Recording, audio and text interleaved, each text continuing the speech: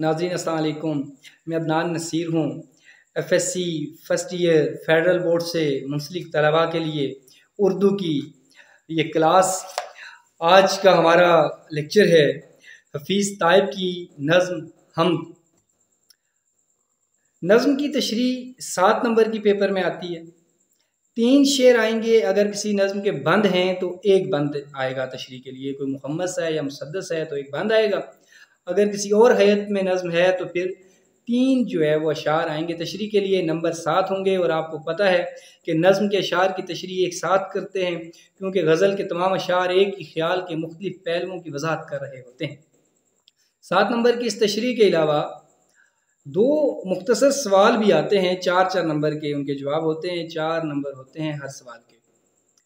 तो यूं 2 सवाल इस हिस्से से आते हैं।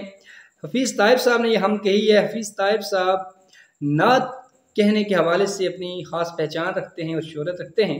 ये हम उन्हीं की कही हुई है। हमद में असनाफ़ अदब में आपने देखा होगा कि ऐसी नज़्म है जिसमें अल्लाह ताला की अज़मत, उसकी बुज़ुर्गी और उसकी जो कायनात बनाई है उसकी तौसीफ़ व तारीफ़ की जाती है, उसकी हम्द व सना की जाती है, उसका शुक्र अदा किया जाता है और तरह तरह से उसकी निशानियों का ज़िक्र कर करके कायनात के चलने के निज़ाम की मिसालें दे देकर खुदा की अज़मत का एतराफ़ किया जाता है। शेर पढ़ते हैं। शेर को समझने का आसान तरीका आपकी सतह पर यह है कि आप एक मिसरा पढ़िए, उसके मुश्किल अल्फाज के मानी देखिए और फिर उसका मफ़हूम समझिए। फिर दूसरा मिसरा पढ़िए, उसके मुश्किल अल्फाज के मानी देखिए, उसका मफ़हूम समझिए और फिर दोनों मिसरों का जो मफ़हूम था उसको मिलाकर बात को समझने की कोशिश कीजिए, एक रब्त ढूंढिए, तो तब जाकर शेर आप पर खुलेगा।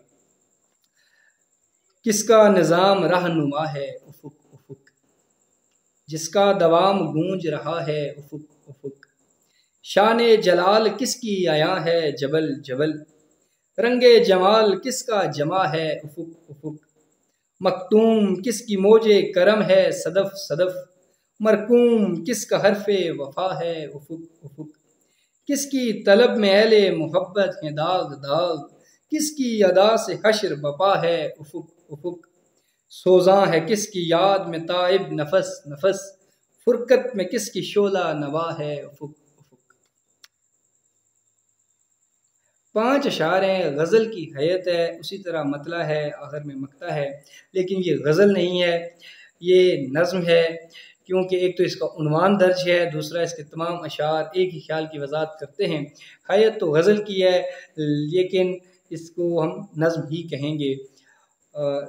किसका निज़ाम रहनुमा है उफ़ुक़ उफ़ुक़।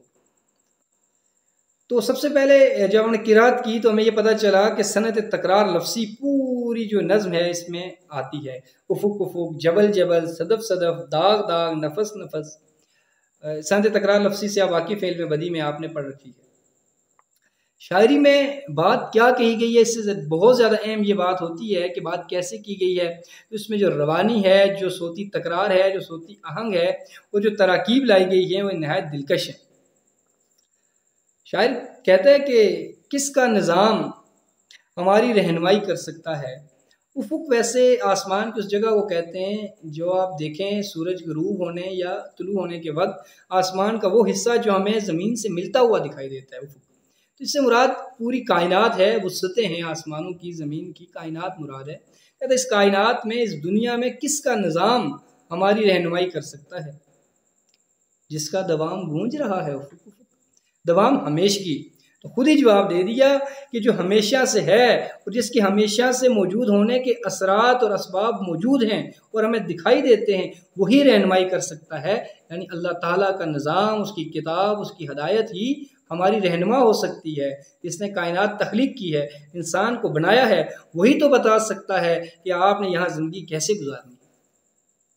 शाने जलाल किसकी आया है जबल जबल, जबल कहते हैं पहाड़ को, शान जलाल रूप दबदबा अजमत, कहता है पहाड़ों से किसकी अजमत आया हो रही है।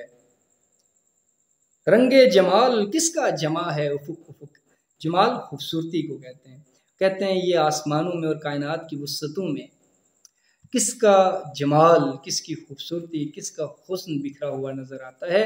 تو شاعر عموماً کائنات کے چلنے کا نظام، اس کائنات کی اشیاء اور اس کی جو خوبصورتی ہے، یہ نقش و نگار ہیں، جو صنائع، جو کاریگری ہے خدا کی، یہ پتے، بیل، بوٹے، یہ سمندر کا نظام، یہ بادل کا نظام، یہ بارش اور یہ پہاڑوں کی عظمت اور جلال سے خدا کی طرف رجوع کرتے ہیں کہ کوئی تو ہے جو نظام ہستی چلا رہا ہے، وہی خدا ہے۔ مکتوم کس کی موجے کرم ہے صدف صدف، مکتوم کہتے ہیں پوشیدہ کو، صدف کہتے ہیں سیپی کو، موجے کرم کرم کی لہر، کہتے ہیں کس کے کرم کی لہر سیپی میں پانی کے قطرے کو موتی بنا دیتی ہے، کس کی کاریگری پوشیدہ ہے اس سارے عمل میں، قطرے کے گوہر ہونے تک جو عمل ہے کس کی حکمت، کس کے کرم کی لہریں جو ہے وہ یہاں پر موجود ہیں، یقیناً اللہ تعالیٰ کی۔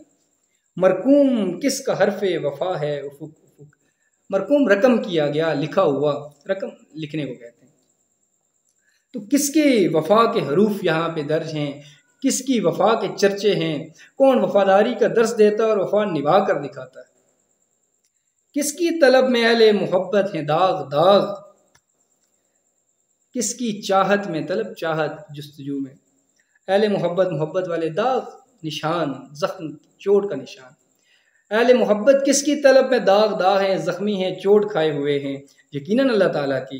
کس کی ادا سے حشر بپا ہے افق افق، حشر انجام، آخری انجام، قرام، تو کس کی ادائیں جو ہے یہ زمین و آسمان کی وسعتوں میں پھیلی ہوئی ہیں، قرام مچا رہی ہیں، تلاطم خیزیاں ہیں، اللہ تعالیٰ کی۔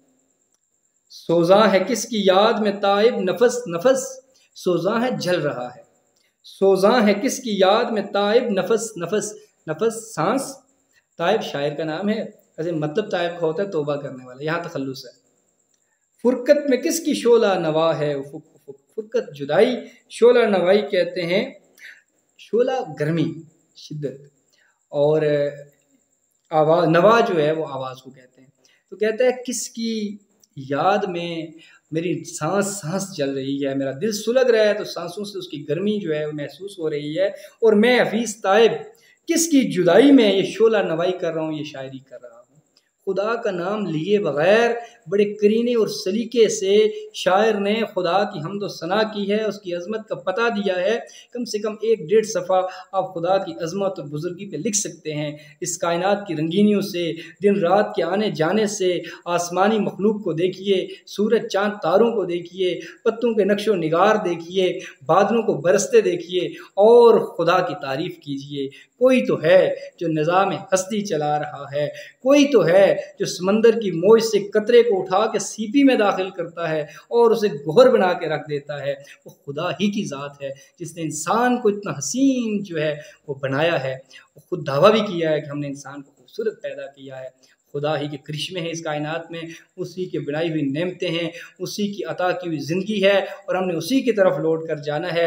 شاعر نے عقیدت سے، محبت سے، احترام سے اللہ تعالیٰ کی عظمت اور بزرگی کا اعتراف کیا ہے اور اس کی بنائی ہوئی کائنات کی تعریف کی ہے، خدا کی دکھائی کی کرشمہ سازی اور اس کے جلوے اور اس سے معجزات کی بات کی ہے، اور کہا ہے کہ میں بھی اسی کی طلب رکھتا ہوں، میں بھی اس کی جستجو رکھتا ہوں، میرا دل اسی کی یاد میں جل رہا ہے اور میں اسی کی جدائی میں یہ نعت کہہ رہا ہوں، شعلہ نوائی کر رہا ہوں، حمد کہہ رہا ہوں، اس کی عظمت بیان کر رہا ہوں۔ میرے خیال میں اتنا آپ لکھ دیں، اور پھر اس میں صنعت تکرار لفظی کی نشاندہی کریں، اس میں تراکیب کی نشاندہی کریں، اس میں جمالیاتی حسن کی بات کریں، بیر کی جو ہے وہ ترنم اور نغمگی کی بات کریں، اس کی موسیقیت کی بات کریں، الفاظ کے انتخاب کی بات کریں، تو داد دیے بغیر آپ رہ نہیں سکتے، ایک روانی سے آپ پوری جو ہے نظم پڑھتے جاتے ہیں، تو میرے خیال میں اتنی باتیں آپ کر دیں پیپر میں تو آپ کے اچھے نمبر آ سکتے ہیں۔ کوئی سوال ہے تو آپ جو ہے کومنٹ باکس میں ضرور پوچھیے گا۔ بہت شکریہ۔